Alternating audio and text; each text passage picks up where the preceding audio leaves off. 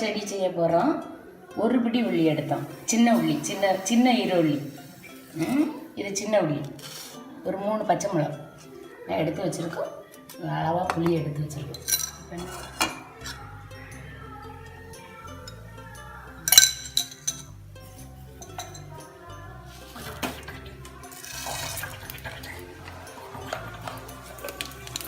கடுகு போட்டாச்சு.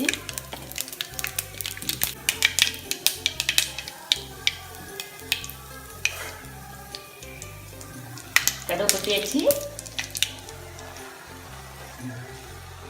இந்த மிளகு அப்படி போடணும், அப்போ டேஸ்டாக இருக்கும். அதையும் எல்லாம் தின்னணும். சரி,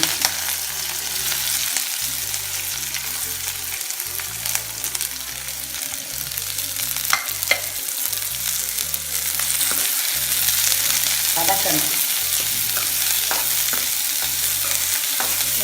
சீக்கிரம் ஏதாவது ஒரு சோறு வச்சு கூட்டு ஒன்று இல்லைன்னு இதை டக்குன்னு செய்து டக்குன்னு சாப்பிடுவோம். மீதி எடுத்து வச்சுக்கலாம். 4 ஃப்ரிட்ஜில் வச்சுட்டு சாப்பிடுவோம். சூப்பராக இருக்கும். இதை போட்டே செஞ்சு சாப்பிடுவோம். இங்கே அவ்வளோ டேஸ்ட்டாக இருக்கும்.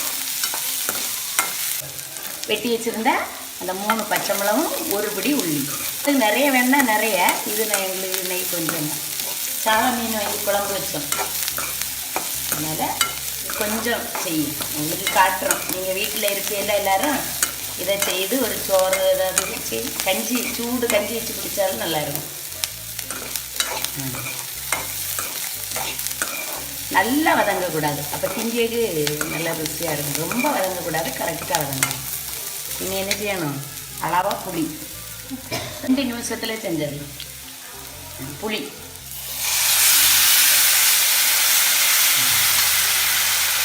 ஒரு பிடி வெள்ளிக்கு ஒரு இவ்வளவு புளி. இனி உப்பு.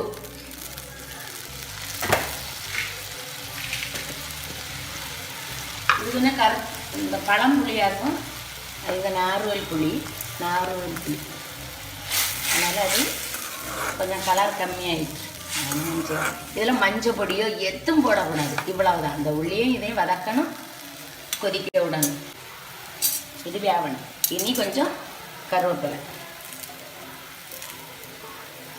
கருவேப்பிலையும் அப்படி சவைச்சு சாப்பிடலாம். நல்லா இது தூர போடக்கூடாது. நல்லா சத்து இருக்கு.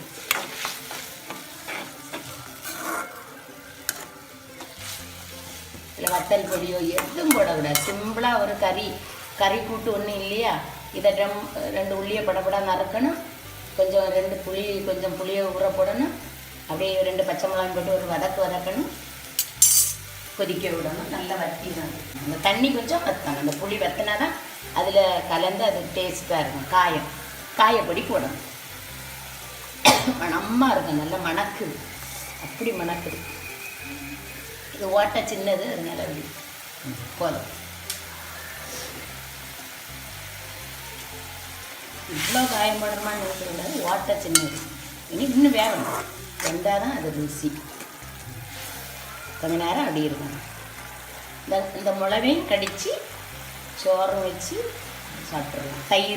தயிர் இருந்தாலே கொஞ்சம் தயிர் போடுறது காட்டி தரேன். உள்ளி வேவணும், கொஞ்சம் வேவணும். அப்போ நல்லாயிருக்கும். இந்த தண்ணி இன்னும் வற்றணும். இன்னும் கொஞ்சம் அந்த புளி தண்ணி வற்றணும். பார்த்து விடணும். உப்பு கரெக்டாக இருக்குது. செம்ம டேஸ்ட்டாக இருக்கும். நீங்கள் செய்து உடனே பாருங்கள். இப்போ போட்டுருவோம். எல்லாருக்கும் பிடிக்கும். உங்களுக்கு சிம்பிளாக ஒரு 2 நிமிஷத்தில் இப்படி சின்னதெல்லாம் இனி சின்னதாக செய்துகிட்டே இருக்கேன்.